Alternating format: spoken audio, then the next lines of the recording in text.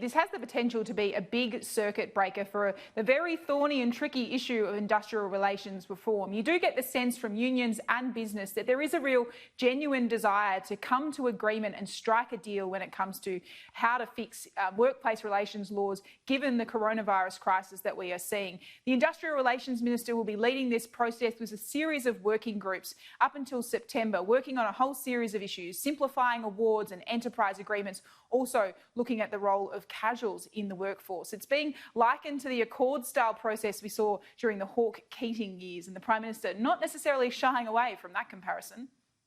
Well, you take your lessons in politics from wherever they are, and in times like this, the most difficult economic times we've faced since the Great Depression, then you've got to bring people together to find new solutions. In industrial relations, in workplace relations, we've been spinning wheels for quite a period of time, and that is not going to help us get people back into work. And we've got to break out of those old moulds, put the weapons down, get people into a room.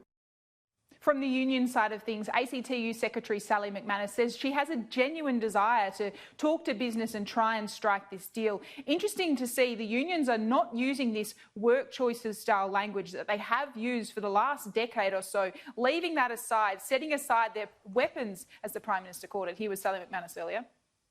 Well, I think for a long time we've been in our corners and seen things through a prism of work choices, really, and we've always been concerned that employers will just be all about taking rights off workers. And if we approach it in a different way and we don't see it that way, and that's not the attitude of the employers, well, I think we can look at it and approach it in a different way to what we have for the last 20 years.